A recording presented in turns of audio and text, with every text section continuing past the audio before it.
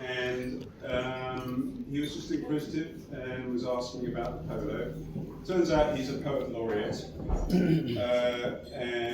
and he has done stuff for Buckingham Palace, for the Indian government, for the BBC. Extraordinary man, and he has written a poem for the Centenary. So, where are you, sir? Where have you gone? There you go. There you So I'd like to introduce you. He's going to say a few words, and he's going to read the poem that he's written for the Centenary of the club. And I hope you enjoy it.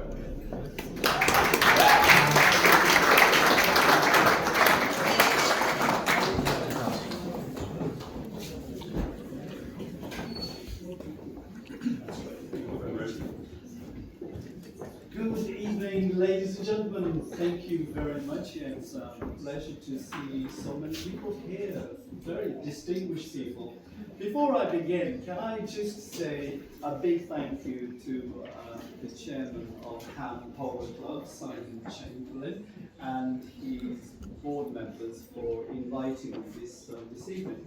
I would also like to thank Sean Edwards for commissioning this poem, and Laura Headley for organising this lovely event. So thank you very much to all people. It is actually a real honour to stand before you today as we celebrate 100 years of Ham Polo Club, a milestone that speaks not simply of time past, but of legacy, tradition, and a culture carefully sustained across generations. A century ago, this club was not just established, it was entrusted with a set of values, a standard, a way of being. And what we see today as a result of that trust being honoured again and again by those who understand that some things are worth preserving. Polo itself, of course, is an integral part of that tradition. It is a sport with deep historical roots, shaped by discipline, respect, and an understanding that excellence is achieved over time. It is not simply about competition, but about continuity, about playing your part in something that existed long before you arrived, and will continue long after you leave. For me, that sense of continuity is not merely an idea, but something inherited, shaped in part by my family history, connected to cavalry service in India, where horsemanship, discipline, and duty were part of a wider cultural inheritance. It explains why occasions such as this carry a particular resonance with me and my son. And that perhaps is the essence of this occasion.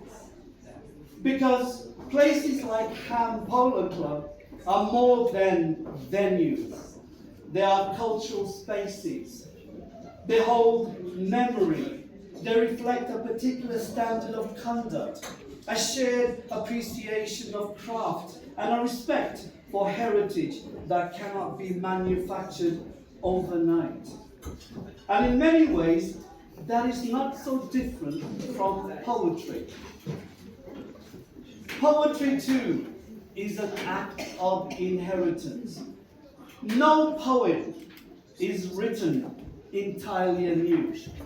It carries echoes of language, of rhythm, of voices that came before. It draws upon tradition, even as it seeks to say something fresh. And like any enduring tradition, it survives not by being preserved in glass, but by being lived, shaped, and reimagined. So in that sense, both poetry and places like Ham Polo Club share something essential. They are not static, they are living forms. They depend on continuity, on care, on a respect for what has been, alongside a quiet confidence in what is yet to come. A poem, like tradition, only endures if it continues to be spoken, if it finds new voices willing to carry it forward. And so today, as we mark this centenary, we are not simply celebrating history, we are participating in it. We are adding our own small lines to a much longer composition, one that began 100 years ago and will, we hope, continue for many years to come. It is in this spirit that I will now share my poem, one that reflects on time, legacy, and the enduring power of what we choose to pass on. Round of applause.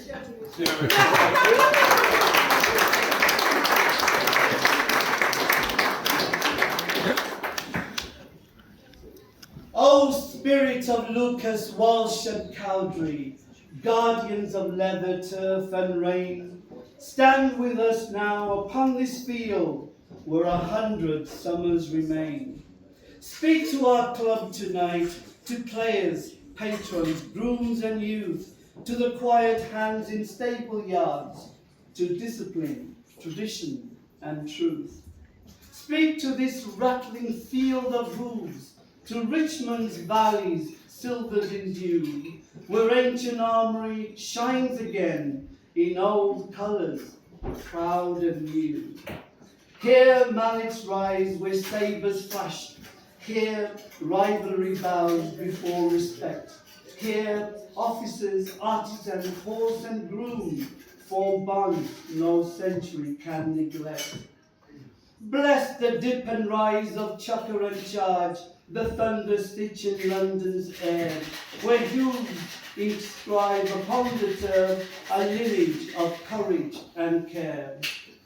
Guard still these rose-lined grounds of Ham, where Richmond's light falls clean and low, where youth first grips the seasoned rain and learns what only fields can show. Keep steady hands and fearless hearts, keep honor bright in loss or win. Let leather, sweat and winter frost still temper bone and discipline. May laughter echo from the tents, may friendship outlast score and fame. May every century yet to come revere and strengthen Ham's good name.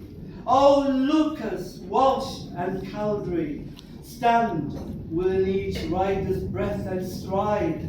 As London turns in restless sleep, keep watch and let a standard ride.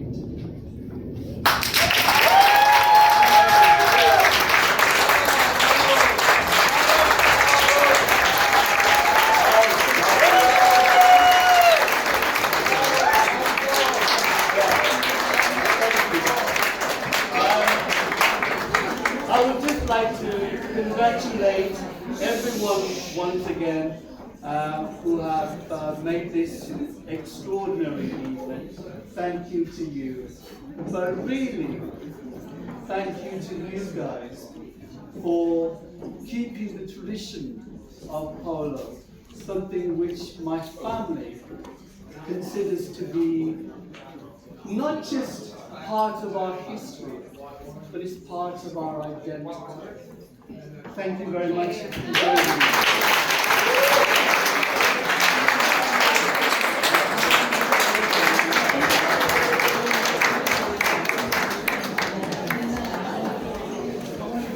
Well, I don't think that was GPT, was it?